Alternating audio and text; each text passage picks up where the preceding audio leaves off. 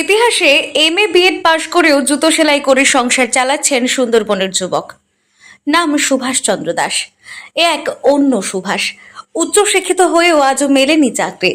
সেজন্য জুতো সেলাই করে সংসার চালানো এ এক শিক্ষিত যুবকের সংগ্রামের কাহিনী। তবে তার জুতো সেলাই আজকের থেকে নয়।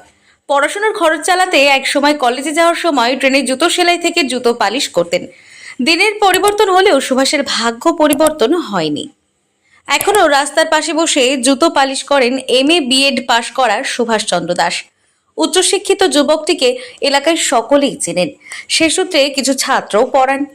উত্তর চব্বিশ পরগনার হিঙ্গলগঞ্জের সুন্দরবনের গোবিন্দকাঠি গ্রামে বসবাস তার।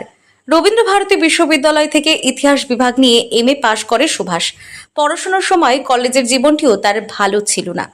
পড়াশোনার সূত্রে বারাসাতে এক ভাড়া বাড়িতে থাকতেন তিনি, কিন্তু খরচ চালাতে তাকে জুতো সেলাই পালিশ করতে হতো। ভাড়া বাড়িতে থাকা কর্তার কাছে এই খবর পৌঁছলে তিনি অন্যত্র থাকার কথা বলে দেন।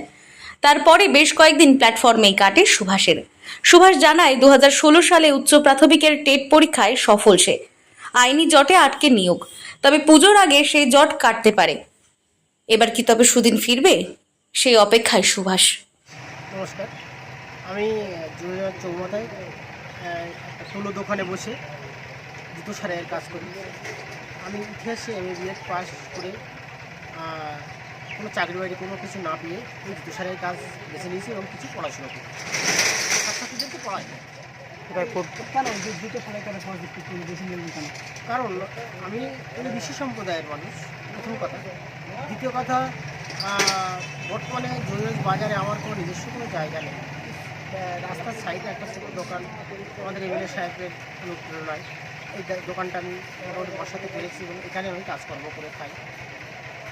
এই যে ইতিহাসে নিয়ে সরাসরি উচ্চশিক্ষিত বিএড করা, তারপরেও এই এত চাকরি তো হয়নি না, আমি 2016 সালে আপার প্রাইমারি পরীক্ষা দিয়েছিলাম এবং পরীক্ষাতে আমি উত্তীর্ণও হই এবং তারপরে ইন্টারভিউ দিলাম, প্যানেলের নাম উঠেছিল। কিন্তু তারপরে এই ব্যাপারটা হাইকোর্ট বা সুপ্রিম কোর্ট হয়ে যায়, কেস কাবারি হয়ে যায়, যার ফলে এই 8 বছর এইভাবেই ছিল। এবারের অবস্থা খুবই খারাপ, যেখানে নিম্ন আনতে পান্তা ফোড়া ঠিক এরকম একটা পরিস্থিতি।